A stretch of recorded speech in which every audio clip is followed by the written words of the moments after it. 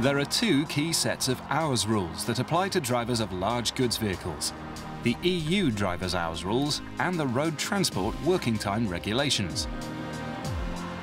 You must follow both sets of rules, so in this DVD, we'll cover all the rules as we go along. It's really important for drivers to comply with driver's hours rules, mainly for road safety reasons. The rules are there to protect not only drivers but the rest of the public from tiredness. There's a number of penalties that can be imposed on drivers if they fail to comply with the rules, ranging from fairly small fines to losing your vocational driving licence. In really serious cases, drivers have gone to prison. Well, action will be proportionate, but it can range from a warning to suspension of a vocational licence to revocation and disqualification. In extreme cases, I've told drivers that they'll be disqualified for very long periods of time, a matter of years, and they should leave the industry. A tachograph is used to record your daily working period, using symbols to show what you're doing. A steering wheel shows driving time, and crossed hammers is used when you carry out any other work. The bed symbol records periods of both rest and break. A box with a diagonal line shows periods of availability, when you're available for work but not actually working. We'll use these symbols to help explain the rules in the rest of this DVD. The rules can be split into 5 main areas. The law tells you when you must take a break within your shift. It limits the amount of driving you can do, and in some cases, working at night is restricted. You must take minimum rest periods, and there are rules on the amount of work you can do in each week. So let's start with the rules on breaks. A break is a period during your shift used exclusively for recuperation, where you must not work or drive. You can take a break as a passenger in a moving vehicle as long as you're not doing any work. There are 2 types of breaks: breaks triggered by the amount of driving you've done and those triggered by the amount of work. First, let's look at rules on breaks from driving. After no more than 4.5 hours of driving, you must take a break of at least 45 minutes. The 4.5 hours could be in one block or separated by periods of work or availability. But once you reach a total of 4.5 hours of driving, you must stop. You cannot carry out any work or show a period of availability after this point. Only a break or rest will do. Once you've taken 45 minutes of break, the driving calculation starts afresh, even if you take your break early. For example, if you drove for 3 hours, followed by a 45-minute break, you would then be free to drive for another 4.5 hours before the next break from driving is needed. The 45-minute break can also be split into 2 parts, provided these are taken over the driving period. The first break must be at least 15 minutes long, the second at least 30 minutes. Along with breaks from driving, breaks from work must be taken on both driving and non-driving working days. Work includes driving and other work. You must not work for more than 6 hours without a break. Each break from work has to be at least 15 minutes long and must interrupt working time. In other words, you cannot take a break from work at the very start or end of your shift. The total amount of break you must take depends on the total amount of work you will do in a shift. If you will not work for more than 6 hours in your working day, there's no need for a break from work. But remember, breaks from driving could still be needed. If your shift contains more than 6 but no more than 9 hours, then you must have breaks totaling 30 minutes. If you'll work for more than 9 hours, you have to take at least 45 minutes in total. Let's look at an example on a non-driving day. This shift is made up of 12 hours of work, so at least 45 minutes of break must be taken. One way to meet the rules is to take the 45-minute break in one go in the middle of the shift. But the breaks can also be split into periods of at least 15 minutes and distributed throughout the shift. Here, all the rules are being met. No more than 6 hours has been worked without a break. Each break is at least 15 minutes long, and a total of 45 minutes break has been taken. This example helps explain how the rules work, but you should always try to spread your breaks throughout your shift to maximize your safety. Break periods can double up to count as both a break from driving and a break from work, provided both sets of rules are satisfied. To sum up, you must take a break after 4.5 hours of driving or 6 hours of work, whichever happens soonest. Let's now look at driving rules. The amount of driving you do is limited in a shift, a week, as well as a fortnight. In each shift, you're normally limited to a maximum of 9 hours of driving in total. You can extend your driving over 9 hours up to a maximum of 10 hours, but you can only do this twice in a week. A week is a fixed period that starts at 00 hours on Monday and finishes at midnight on the following Sunday. So, for example, if you drove for 9.5 hours on Monday and 9.5 hours on Wednesday, you're then limited to 9 hours on every other day in the week, as you've used up your 2 allowances. In each week, you're limited to a maximum of 56 hours. In a 6-day working week, this gives you up to 10 hours driving on 2 days and a maximum of 9 hours on 4. You must not drive for more than 90 hours in any 2 consecutive weeks. So, if you drove for a total of 56 hours in week 1, you would be limited to a maximum of 34 hours in the following week, but could drive up to 56 hours again in week 3. If you actually drove for 40 hours in week 3, you could then drive up to 50 hours in week 4. Let's recap the driving limits. In a shift, you can drive for up to 9 hours. This can be extended to 10 hours twice a week. You must not drive for more than 56 hours in a week, or for more than 90 hours in any 2 consecutive weeks. Now, let's look at night work. If you carry out any work between midnight and 4 AM, you may be limited to 10 hours of total working time in a 24-hour period. However, the rules allow this limit to be varied by an agreement between the workforce and the employer. So, if you do work during nighttime, ask your manager what limits apply. Now we shall move on to rest requirements. The law requires you to take minimum periods of rest in a day, a week, and a fortnight. Rest is an uninterrupted period where you're able to freely dispose of your time. Within 24 hours of the start of your shift, you must complete a daily rest period. The rest must normally be at least 11 hours long. So when you take a regular daily rest of 11 hours, the maximum shift time from clocking on to clocking off is 13 hours. 11 taken from 24 is 13. Any shift longer than 13 hours means daily rest has been reduced. You can reduce daily rest to a minimum of 9 hours up to 3 times between weekly rests. When you take a reduced daily rest, the maximum shift is 15 hours long. 9 from 24 is 15. You can split a daily rest into 2 periods. The first period must be at least 3 hours long, the second at least 9 hours long, a rest of 12 hours in total, which again must be completed within 24 hours of starting your shift.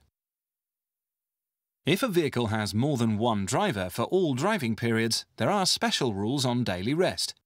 In these circumstances, at least 9 hours daily rest must be taken within 30 hours of the start of shift. This gives a maximum shift of 21 hours. You can also have just one driver for the first hour of driving.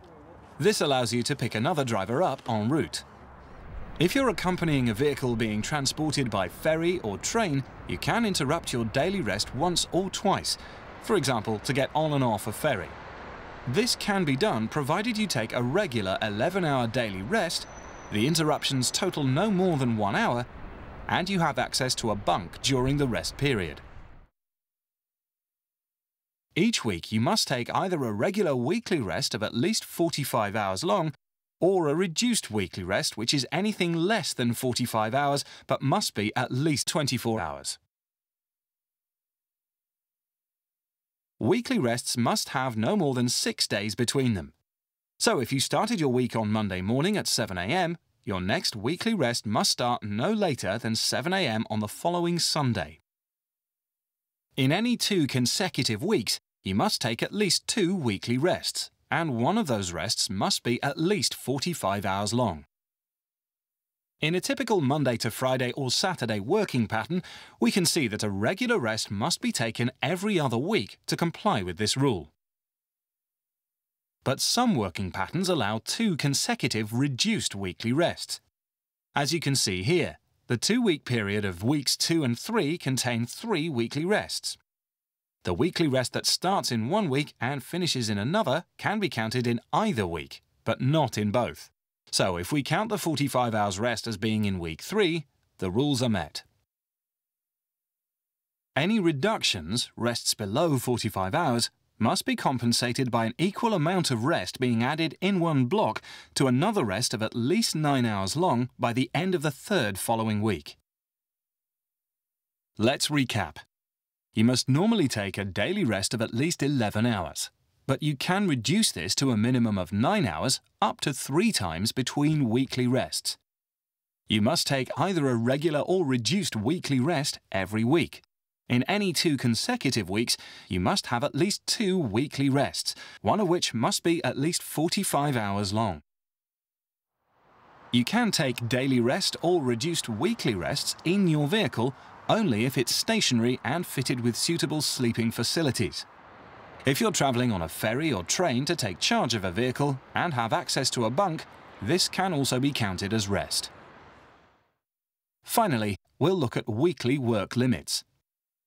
In any fixed week, you may not work for more than 60 hours. You're also limited to an average of 48 hours per week. Your average is calculated by your employer over a reference period which can be extended from 17 weeks to up to 26 weeks by agreement. Your employer is responsible for keeping records for this average, but you should ensure that you advise your manager in writing if you carry out other work for any other employer. We've now covered all the rules. Your activities must be recorded using a tachograph. These are either analog, using a paper chart to record your hours, or digital, using a plastic card. The card is personal to you and is issued by the Driver and Vehicle Licensing Agency. You must be familiar with the type of tachograph and understand how to use it properly. You could be fined if the equipment is not working or you do not use it correctly. If in doubt about the equipment, speak to your manager. On a chart, you must write your name, the place and date that the use of the chart started, the vehicle's registration number, and its opening odometer reading. If you change vehicles during your shift, the new vehicle registration, the time of the change, and the odometer readings of both vehicles must also be noted. At the end of your working day, you must enter the date and place where the use finishes and the closing odometer reading. The law does not require you to fill in the total kilometre section.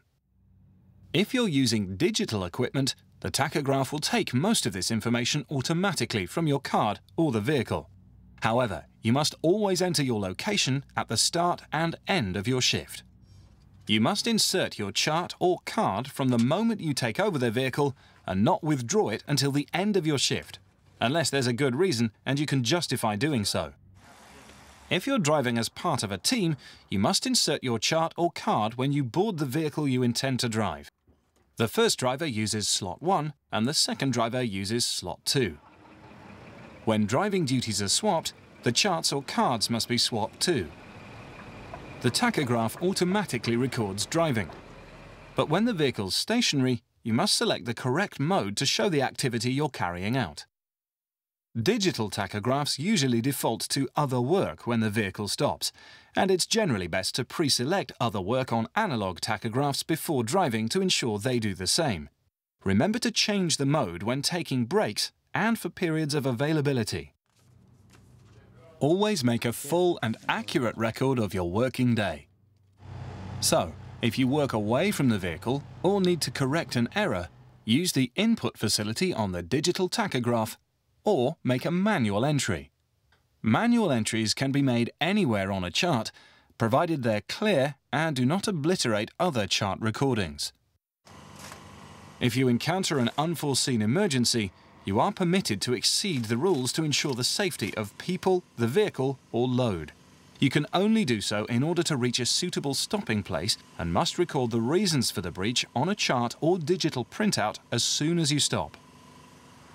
If you drive a vehicle fitted with a digital tachograph and your card is lost, stolen, damaged, or malfunctions, you can continue to drive without a card for a maximum of 15 calendar days.